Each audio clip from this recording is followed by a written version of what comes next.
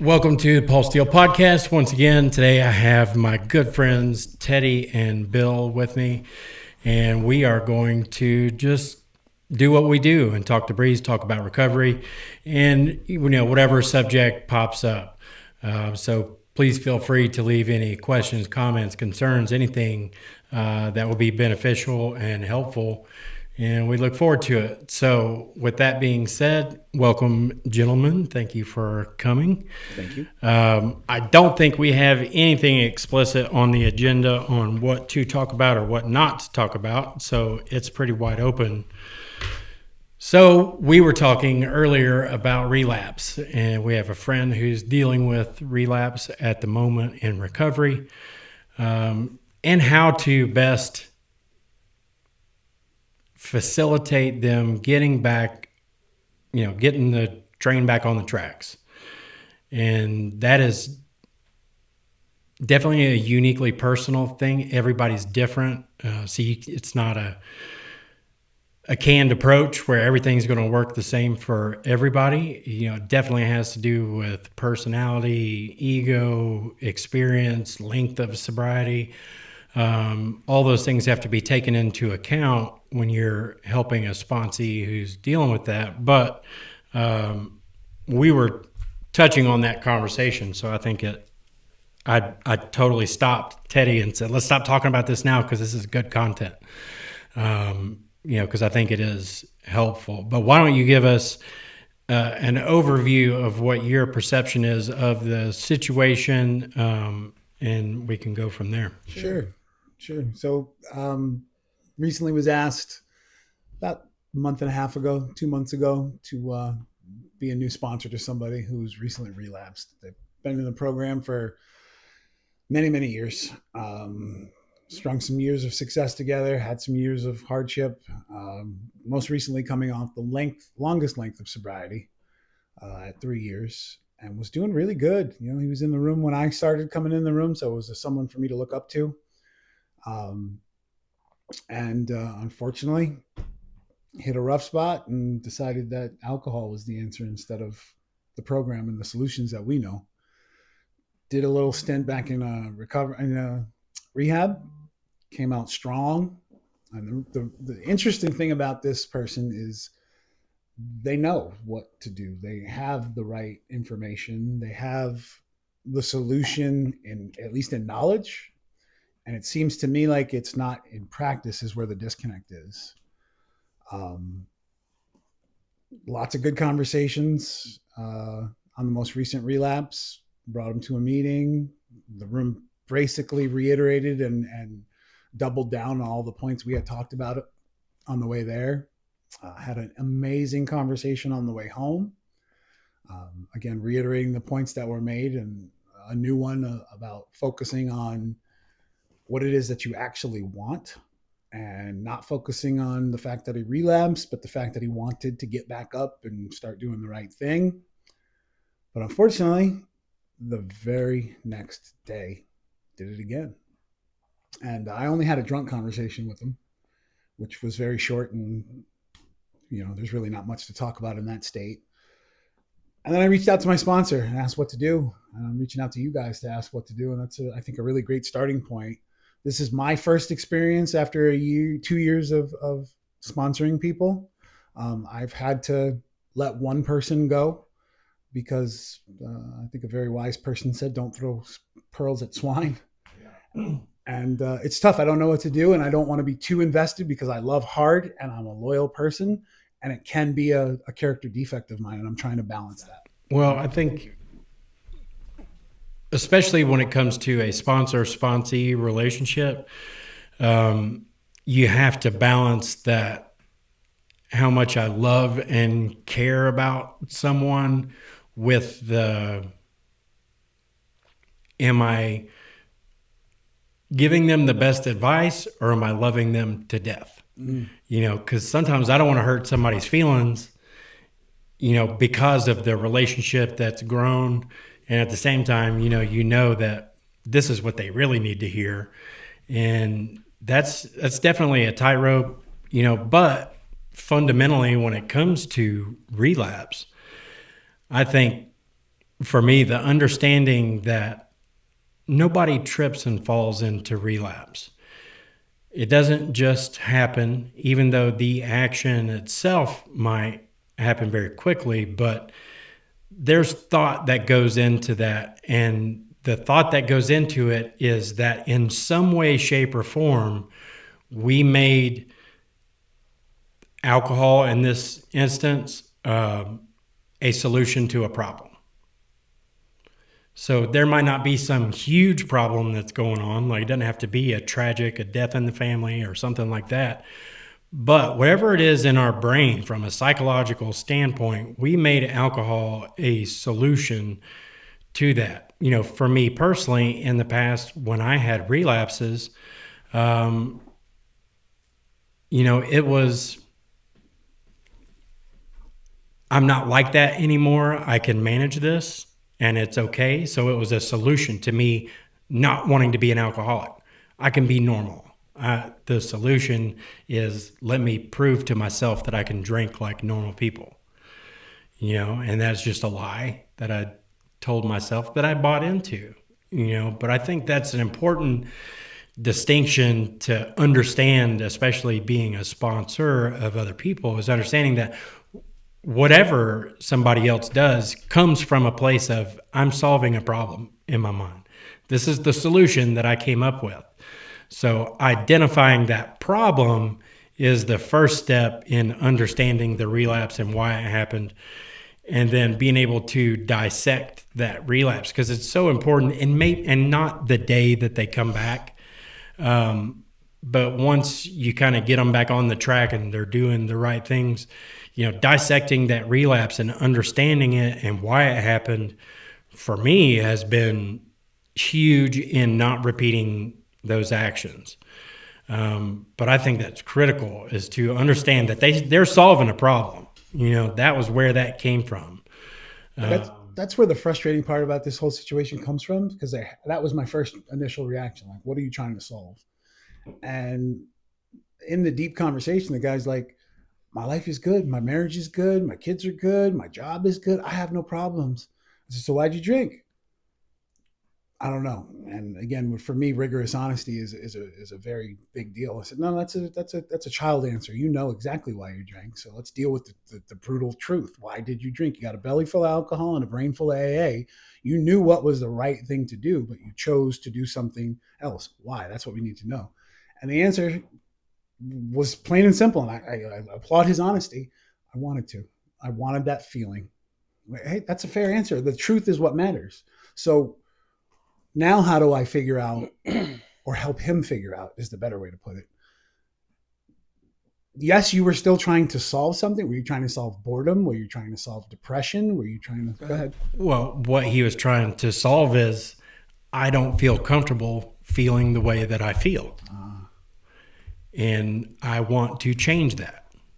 That's what that is. In our own skin. Right. And that is, why don't I feel comfortable in my own skin? That means you go into step 4 and step 8 and 9. You know what I mean? There's work there that has to be... There's work that was scabbed over. And not necessarily even skipped over, just like rigorous honesty. Rigorous honesty is a process, not a decision. Right. It takes working through stuff in order to see the stuff that's behind that stuff. I can be as honest as I'm capable of being, but until I'm honest about that, I'm not going to see the depth of stuff that's there behind that, that's hiding behind that. You know what I mean? Yeah. Because again, that's why, the steps never stop. I've never got to step 4 and been like, I'm good. I don't have any more resentments, because dealing with the old ones is what exposed other ones I didn't even know I had. Right. So that's why it's just continuous. Yeah, and I think going back to, we touched on this earlier in the week before this whole conversation started, just about how to talk to people who relapse, and how to, do they get the kid gloves? Do they get the hugs? Do they get, coddled? Or do you give them that, tough love that, hey, this is what's going to happen. If you do A, B, C is what's going to happen. My experience with that was actually with Paul. was after my last relapse. I called him. I was already drinking, and he wanted nothing to do with me. He's like, call me tomorrow. Click. And I'm like, and just there was some other things said, and then, I waited to the next day and I called him, and he just said, listen, he goes, we'll be friends. That's fine. He goes, but as far as me investing time into you and me wanting to help you, you got to figure out how to help yourself first at this point. He goes, this is not your first relapse. He goes, I hope it's going to be your last relapse. And the phone went silent for about 10 seconds. And he said, if you can't get sober with your wife and your kids in your house, how are you going to do it when they're not there anymore? Oof. And for me, that was a tough love. I needed to hear that. I didn't want to hear that from someone who I respected, who I considered a really good friend. But listen, at that point, the kid gloves are off. We weren't like that conversation wasn't a friendly conversation. We were friends, but that conversation wasn't a friendly conversation. But it was something that needed to happen for me, because then everything just started to click. Like, okay, I can't get sober for my wife and kids. No matter how badly I want to get sober for my wife and kids, this has to be for me. I have to do something for myself for the first time in my entire life. And I can't lie to myself about it anymore. Because my relapses were, like Paul was saying, well, what's the bottom line of the relapse? Well, I got this promotion at work. I didn't get to celebrate. My wife and kids are out of the house because we're redoing the kitchen. I'm gonna get myself a drink because I deserve it. I made it 2 months without a drink for the first time in 12 years. I didn't deserve shit. I didn't deserve any of that. But I talked myself into it because it's what I wanted. I wanted to drink. And I had to justify it in my head somehow. And I had to make it make sense to myself. The other side of that coin also is, if you're trying to do sobriety and recovery for somebody else, then there is the possibility of getting away with something. I can get away with something if my wife doesn't find out and I go drink and she doesn't find out. If I'm getting sober for her, then there's the possibility that I could be successful at that and get away with it. If I'm getting sober for me, I don't get away with anything, because I have to be honest with me. And for me, that's the difference of, and when people are like, I got to get sober for this reason or that reason, until you do it for you, there is always the possibility that you can lie, cheat, and steal your way into it. If I'm doing it for me, then, I can't lie to me about something like that.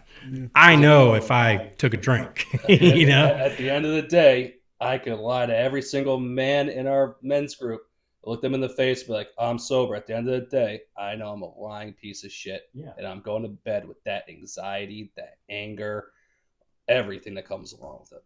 I love both of those points about doing it for you, because thank God I didn't have to learn that through a relapse. But I remember being about a month into recovery and sobriety at that point. And my wife was still giving me attitude and a little bit of shit. And I'm like, dude, what do you, I'm 35 days sober. Why are you still treating me like this? And she gave me the business. She gave me the hard truth. Like, hey, that's great. I see you doing the right thing, but you got to keep doing the next right thing. And, this will slowly settle in for me. And the best thing happened to me. It's the only resentment I'm happy I had, because I got resentful at her saying that to me. And I said, well, I'll show you. I'm going to do this as hard as I can. And if it's not for you, it's going to be for me. And I'll show you. You're going to have to believe in me. And it just clicked, and I kept pushing forward, and I kept doing what I was doing. And then it turned into it being for me properly. Because in the beginning, I was doing it for her. I remember specifically telling her one day, you're my higher power. You're why I'm going to be doing this. And she goes, that's not going to work. I'm like, it is, because everything I've accomplished in my life is for my wife and kids. And little did I know how stupid that was at the time, but that was the process I needed at that moment to make it click for me. And then thankfully the rest has been history. But that's such a important point to make, because we tell everybody when they're new in the rooms, 90 meetings in 90 days.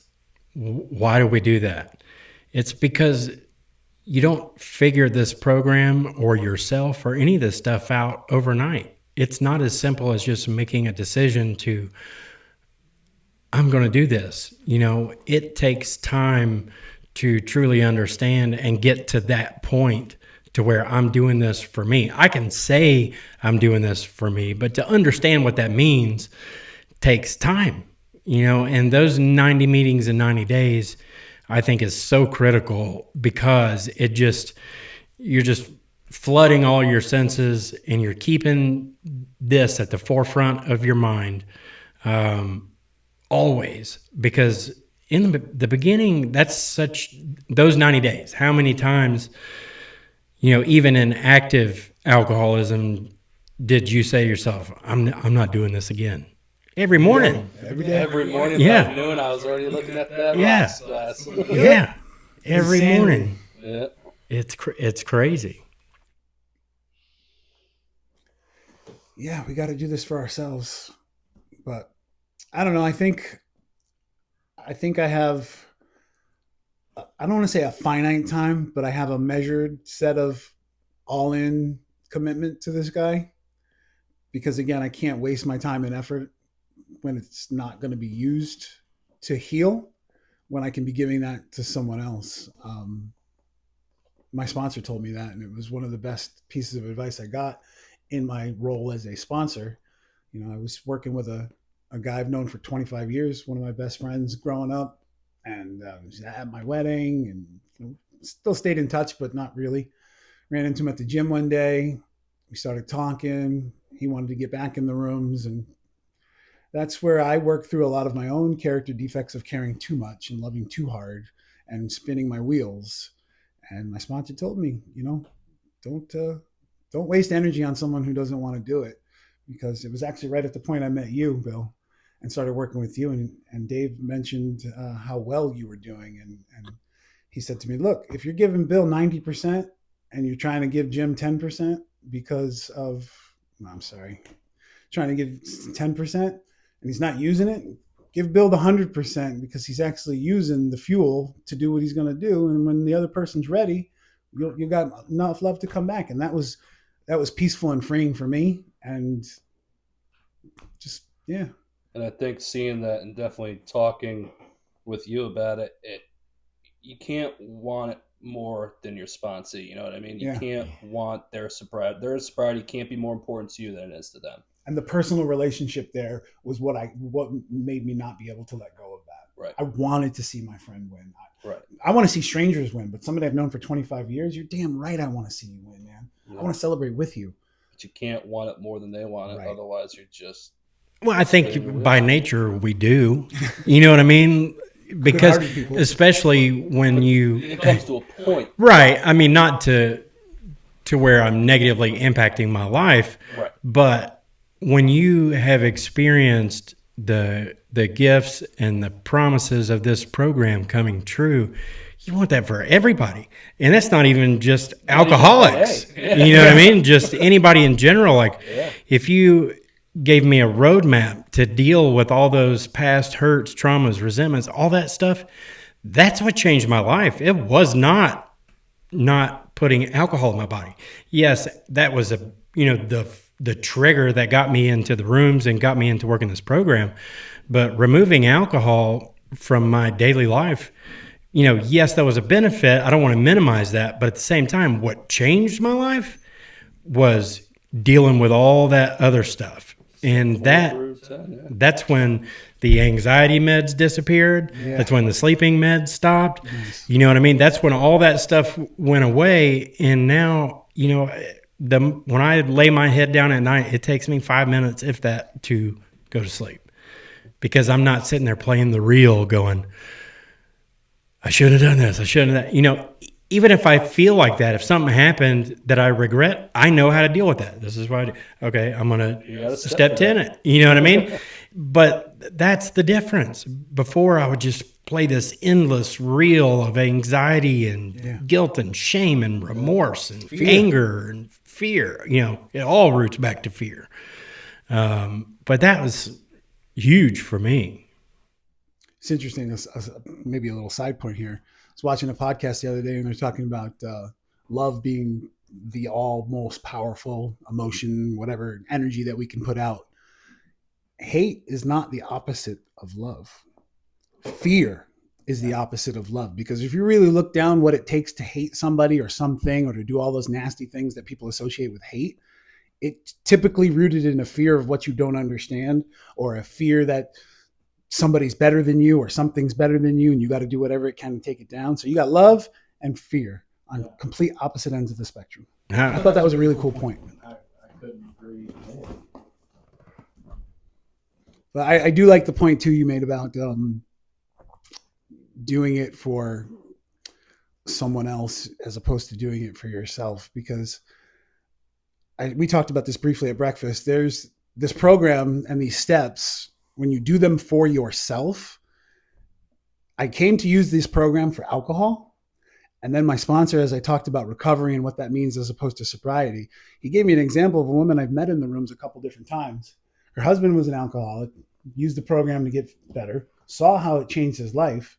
She's never had a drink in her life. And she comes to meetings and uses the program. And within 4 to 6 months of being in the program and working the steps, she's off every anxiety med, every depression med, and she uses the program of Alcoholics Anonymous for her brain. I've done the same thing. Once I was clear with the alcohol, I realized, especially with that conversation, all right, God, help me remove my obsession with emotional overeating and using food as a crutch like I used alcohol. God, help me not be lazy and procrastinating like you help me with the alcohol, like you help me with the food. God, help me, let me focus on being the best husband I can be to save my marriage and to make it the healthiest. Let me help me be the best parent that I can be. Any number of things I want to work on and have worked on in the last 3 years are based on this program of action and self-reflection and rigorous honesty. And it has been a game changer for anything I want to attack now. Yeah, it'll ruffle feathers, but I don't care. The bottom line is that the 12 steps of this program are straight out of the Bible. Spiritual, absolutely. And all those principles and many more are laid out in the big book. But to condense it down into 12 actionable steps, like you were saying, Teddy, these are 12 things that I can do. If I do these 12 things, they will have a measurable impact on my life. And, again, and then continuing to do those and doing it with a sponsee and looking at it from another angle, which is what happens with sponsees. All of a sudden they're doing a step 4 and they're telling you all their fears and resentments and regrets. And that is rigorous honesty for me, because then all of a sudden things that I never even thought about will come up, when they're talking about, making amends, and I'm working with somebody on that, and they did this to so-and-so or that to whoever, that triggers things in my brain where I'm like, oh, you know what? I need to make an amends to this person, but that's why the 12th step is to work with other people, work with other alcoholics. And it's never complete. No, Never. And that's not my goal. To that point about never being complete and the rigorous honesty and the making amends, I made an amends to my sponsee today before we had breakfast, because watching him share in another room and some previous interactions that we had, I realized that I was building a quiet resentment, and I realized that he's the guy that picks up on the energy. And hearing a specific share, I realized that, much like a video I saw a couple months ago, it's a mirror. He's a mirror. I was getting resentful at things that were triggering me about the things that I had not addressed, or parts of my ego that I didn't like subliminal or subconsciously. And it was this big explosive aha moment. And yeah, it's a good thing that I took that step and put it on the table, because I wasn't going to say anything, but I noticed you've been treating me a little bit differently. And we had an amazing conversation about it, and we're back to square one, and we're both better because of it. So it's a continuous flowing process, and it pays dividends no matter what, if you do it the right way. Yeah. Well, That's how the program works. yeah, that's what Bill's saying. It never ends. I mean, to me, anytime somebody triggers any kind of emotional response out of me, for regardless of the circumstances or the situation, if somebody can make me physically upset, if I feel my hands shake or my face get flush or any of those kind of physical symptoms, that is a giant red flag for me to go, okay, what is it in them that I'm seeing in me? Yep. Because that's the only thing, and it's human nature, that's the only thing that can trigger those reactions in me, is if it's something that they're doing that I don't like about me, because you can have all kinds of character flaws that don't bother me. Yeah. But the ones that bother me are the Yep. ones that are stuff that I haven't dealt with in my own life, or that I've been avoiding, or that I don't even see until I see it in you. And I go, oh, that, I mean, I have a note on my notes that is strictly for that. I'm like, oh, you got to work on that, and I'll type it in there just for emotional responses. Yeah.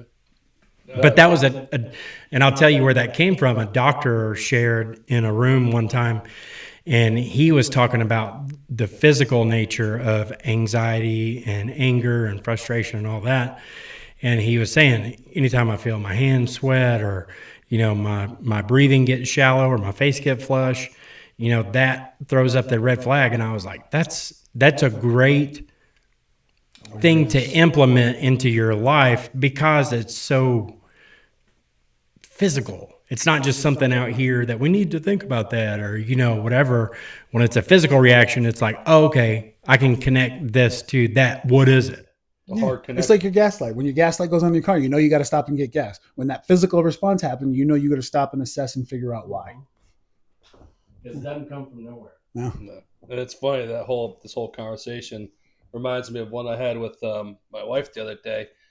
Is she was FaceTime with her sister, and we had a little argument about something, and I made a point, and I went to walk out of the room, and she thought I couldn't hear, and she goes, I just can't even argue with Bill anymore. He just, it's like, because it's just, the arguments aren't who's louder, who's more opinionated.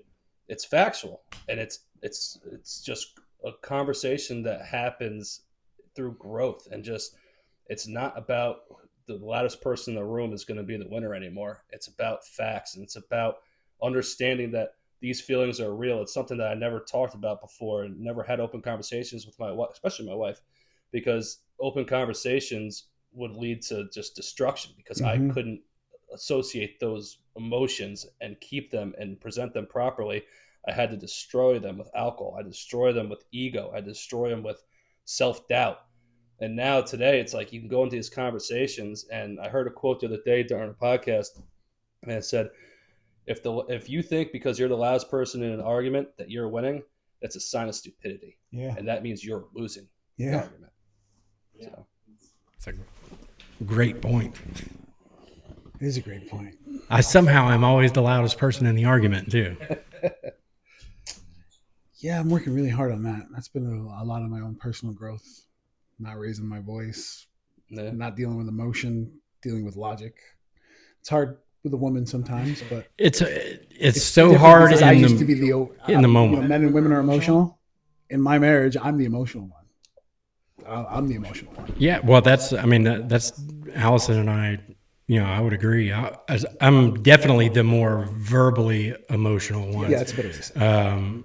Or outspoken. Because her reaction is to pull back, retract, and mine is like, hey, what are you doing? Let's talk about this. Hammer this out. Right. Get it out in the open. We're in an open field, and she's retracting into the woods. Like, go hide from this right now. Yeah. And the best thing is always for me to remove myself from the situation, give it some time, and because I very rarely have I taken an hour or two or whatever a day and come back and felt the exact same way I did previously, or presented my side of the argument the same way. You know what I mean? That time definitely makes a difference. And the big one, for me is also understanding that if anybody wins the argument, you both lost. Right. Yeah. Because that's not the goal. The goal is not to, if the goal is to win the argument, then we're in trouble. Yep. That the goal should be to, solve the problem together. Intelligently. Yeah. And that's a process. It's so easy to just say that, but, in practice, that takes work and communication, and it's a challenge, man. When I was first in recovery, and I think it was you, Paul, that actually gave me this advice. And the way you presented it to me was, put yourself in front of a camera. So this way, when you're having a conversation with your wife, that it's a hard conversation. There's accountability because you can go back and you can watch the footage, this and that, and there's no really running away from the conversation. So me not being tech savvy and having cameras and be like, hey, honey, let me set up this camera. We're going to talk in front of it. I jumped in the shower with my wife when we were having one conversation, and there was no getting out of it. We had to have a conversation, and she couldn't leave. I couldn't leave. We were in the shower, and we had the hard conversation, and it worked. You know what I mean? It helps that you were both naked. No. The boobies do help. It's hard to be in a bad mood with boobs in your face. Yeah. Good stuff, man. Allison could get anything she wants. Amen. Amen. Have you ever thought about, Paul, why you're that way? And I'm using myself as an example. We seem very similar in that. I'm one of a man. I'm a problem solver. I want to solve all my wife's problems. I want to make her life as easy as possible. But the emotion that I bring to the table comes from a good place. I just, until recently, haven't been able to wrangle it properly or know when to throttle it down or pause it. That's all work I've done recently. And the marriage has gotten better and more logical conversations. But I went on a quest, and I'm still kind of trying to figure out, not that it matters, but I'd like to know, why do I react that way? Why am I built that way? I mean, for me, and I can only speak for me, but it's fear and insecurity. One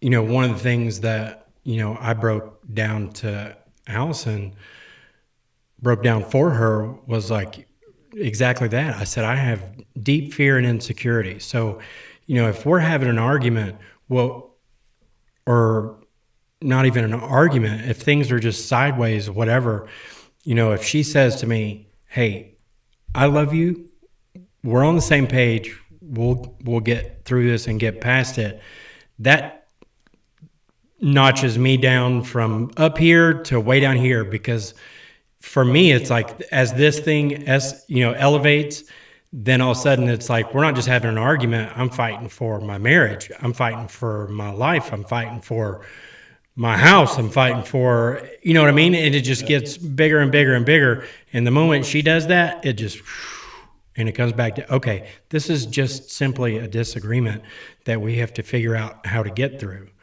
But that's insecurity and fear. That's what that is. And my solution to that was to have that conversation with her and just explain that is a character flaw. It is a character defect. It's something that I'm working on, but I need this from you. I need you to verbally express, because Allison is very action oriented. Don't you see what I'm doing?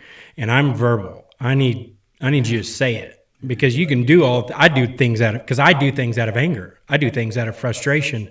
Right. I'll go sweep the driveway or, chip ice out of the driveway in the wintertime because I'm mad. You know what I mean? So action does not equate. And bust your ass. Yeah. I'm still paying for that. But, for me, I do actions not always out of love, care, and concern. I do them to get stress out. So it doesn't equal the same things in our brains, for her and me. You just welled up a lot of emotion to me right now. And it's the post that I shared with you guys yesterday. The 24th was my 3-year anniversary of sobriety. You guys know that. Well, the day after was a very hard day, first day in reality. And I remember my sober process, talking to one of my best friends the night before about life. And then I just felt compelled to let all my secrets out. And he told me, you need to talk to? Your wife. And I was like, oh, she's going to hate me. She's going to leave me. And it was the most gut-wrenching, nervous, disgusting feeling I ever had, telling her that I was going to an AA meeting and we had to talk when I got back. And the conversation went well, way better than I expected it to.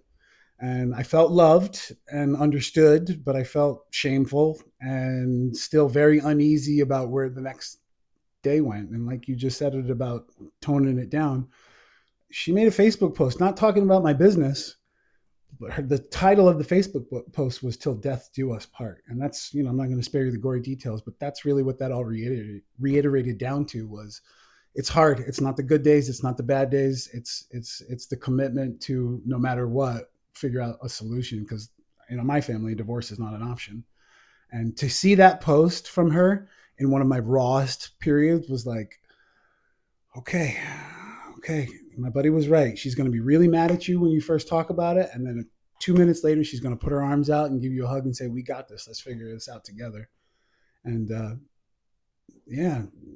That's huge, though. That's so huge. I think for men, for us to just have that security, and that reinforcement, because I didn't know how to explain that for a long time. I had these emotions and I didn't know even what to ask Allison to do. Like, I don't know the solution to these feelings. And, explaining that to her, having that conversation and just saying, if you'll just do this, if you'll just say, I love you, I'm not going anywhere, everything's going to be okay. That was, to me, she's done it 2 or 3 times now. And I mean, just all that anxiety and all that stuff. And it's like, okay, we're going to be all right. It's just a matter of getting through this thing, whatever it is. And that always changes in a relationship, So, but that's important, just that security. I think every man craves that, because once we know that you're with us no matter what, it's like, I'll go to the ends of the earth. I love that point, because what she did for me with that "Till Death Do Us Part," and I saw her all in commitment, right? It's one of the foundational things in men and women relationships, right? My wife nagged me for years and years and years about a number of things, including the alcohol. And I did what I wanted, right?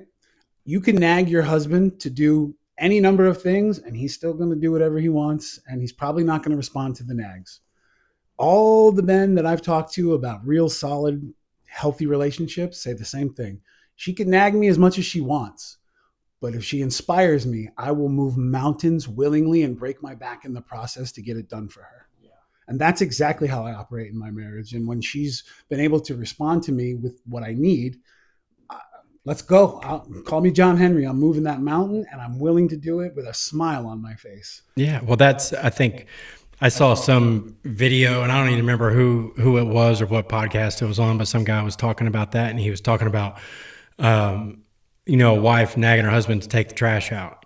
And it's like, what you don't understand is that we are built to help. Yes. Men are built to help. Serve. We want to do nothing more, but if it's coming from a place of, what we perceive as disrespect or nagging, that kind of thing, like, we don't respond to that. Or in my case, control. I don't want to be controlled. Right. Yeah. That's a big one.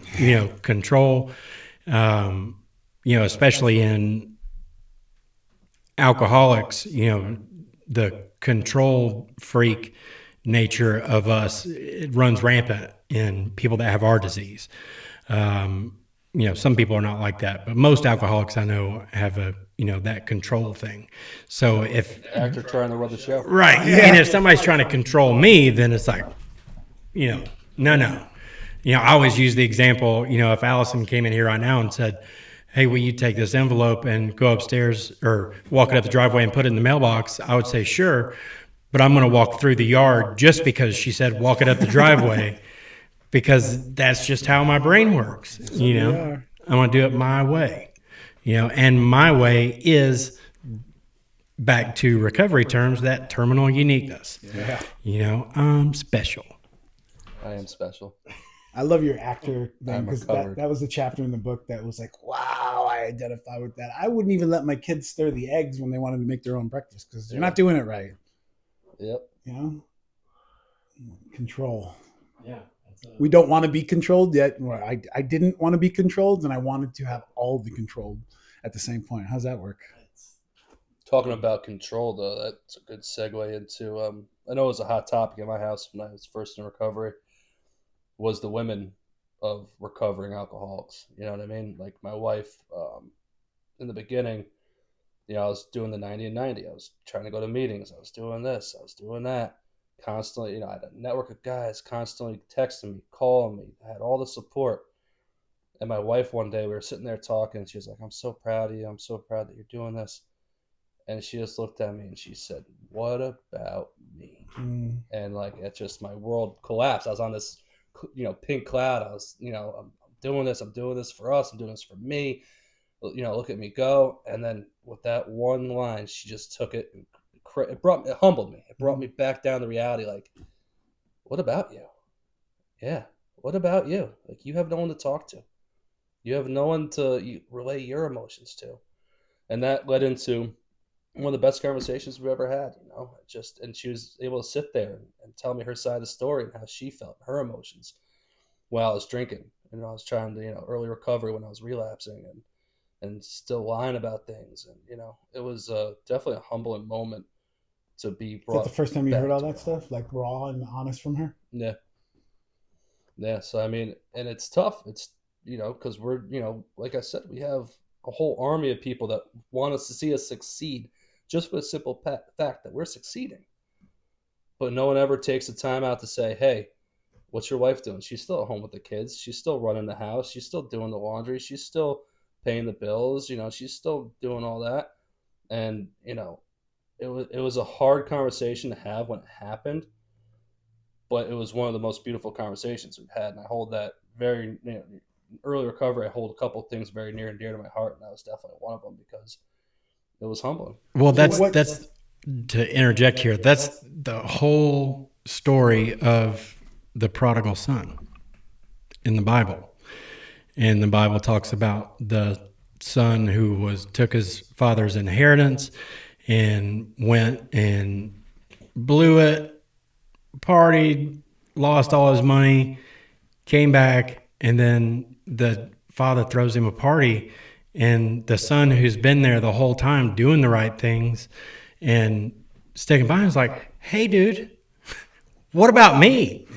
And it's so easy for us, again, because we have a group of people that are cheering us on. "Hey, you can do this," whatever. But sitting down with Allison and having her detail her experiences and letting her pour that stuff out was incredibly hard for me to hear, because now we're talking about hurting your ego. Yeah, we're talking about how my actions, affected her, and I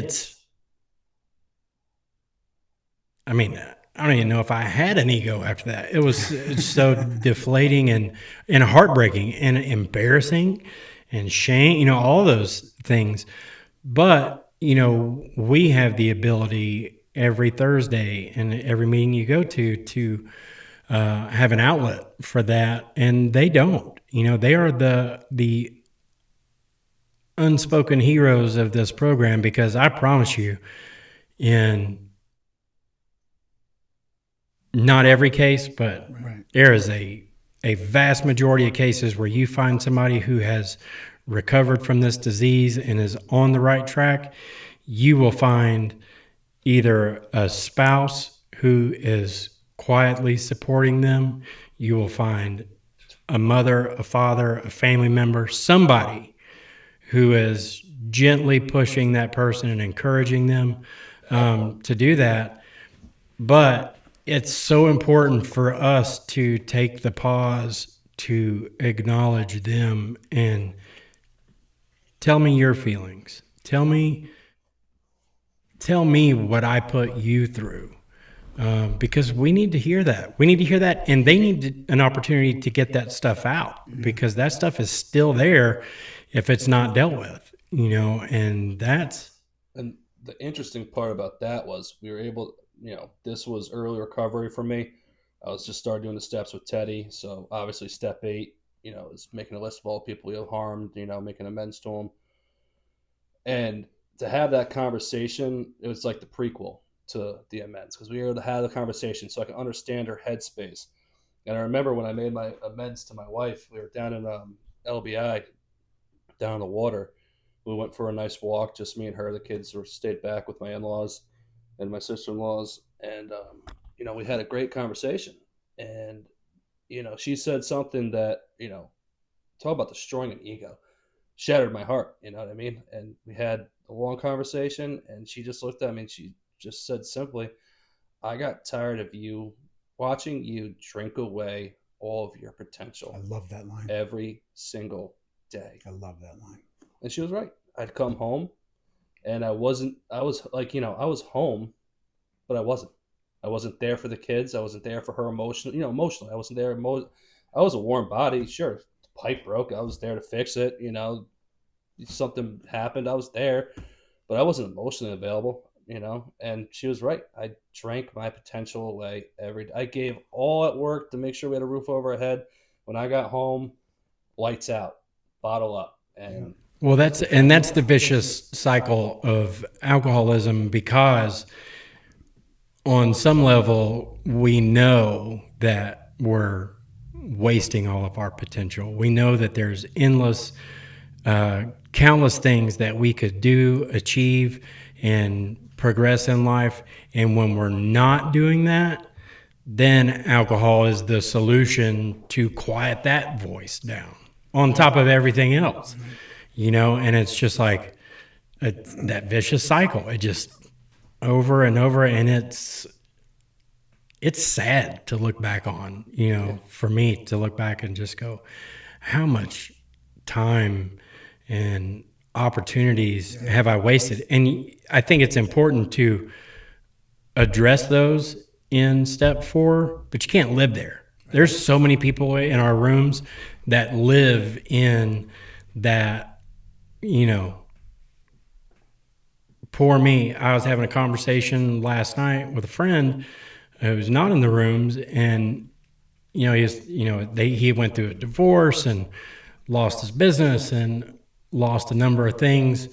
And he was just like, at age 60, it's impossible to recover, and I told him what I always say is, whatever you believe, you are correct, because it's up to you. It in no way, shape, or form is it impossible to recover from those things at age 60. But if that's where you are mentally, you're right. You're absolutely right. And that's mental why discipline, man. That's yeah, what it all comes down to. I want to jump back real quick to the wife thing, because it was several months ago when one of the guys at the Man Cave talked about, the Al-Anon, and you use your example, and then hearing you share what you just shared here in that same meeting. That was the first time I really understood that, because I was very, very fortunate to not have that experience, because one of my wife's very, very best friends is in our rooms and has been in our lives for 3 or 4 years before I decided to do the right thing. So I had the absolute blessing of, 1, knowing someone in the rooms. 2, my wife was able to explain to her what I was going through in that raw early first couple days, couple weeks, couple months. And I also had someone to talk to in the rooms, but set me straight on managing my expectations of what my wife was going through. And I took that so for granted. It was a mind-blowing experience when you guys were talking about that in the room. And when you talked about that, I was like, wow, I didn't really see how of an amazing setup I had. I literally had all the right things in place. And I just, like they said, God don't row, right? I just had to row. The direction was there. And I don't believe in coincidences. All that stuff happened and fell into it the way it was supposed to for a reason. And I'm really happy about that. So, well, that's why those conversations are so important, and everybody, I think we were talking about the other day, everybody's recovery is uniquely the same. Yeah. Everybody's is unique to them. But the framework of this program keeps us all where we have something in common and can relate and see the other. Sometimes it's the other side of the coin that I see, like you just mentioned. Sometimes somebody will share something in our Thursday night group, and I'm like, I didn't deal with that because Allison did X and she was supportive of me in this area, and I need to show gratitude for that, as opposed to like making an amends for something. I need to show gratitude to her because she did that without even knowing she was helping me. So you're saying for you in that situation, instead of it uncovering an area you needed to work on, it uncovered something you needed to express gratitude on because you didn't realize the blessing that was already there. Right. Yeah, that's cool. That's so cool. So it's so cool. Again, what can I get out of every situation?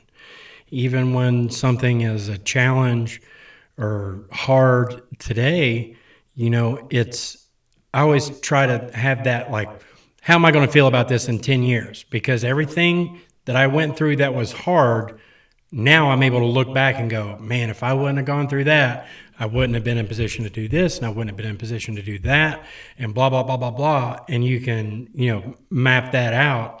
And so the goal for me now on a daily basis is whenever I'm going through whatever it is try to have that 10-year perspective now. The sooner, and it definitely does not happen all the time in the moment, but just trying to shorten that gap from the future me understanding that this is important for me to deal with and go through, and what can I learn out of it. The shorter I can make that gap, the healthier I am. You know what I mean? You said the 10-year thing, that total random pop-up. But you ever hear Matthew McConaughey talk about when someone asked him who his hero was and then explain to what it's about? Who was it? I don't know. So Matthew McConaughey, you can find this online. His hero is him in 10 years. So he's always chasing a better version of himself because he knows who he wants to be in 10 years. So that's his hero. And whatever I got to do to be that guy, like we emulate our heroes. So I'm going to make me my hero in 10 years, and then I'm going to reassess it and see who I want to be in 10 years. And I just thought that was so cool. Yeah, that is cool. It's a good way to think about it. Absolutely. What else we got, gentlemen? Oh, this is a good fresh run, I think. Got a lot of recovery stuff here. Talk some marriage stuff. It's not bad for a first dry one trying to figure this out. Yeah, we can wrap it. We're at 55 minutes. Yeah, that was pretty good. I like it. All right. Until next time. Until next time. PBT Podcast. BBT, baby. Oh, I like that. PBT.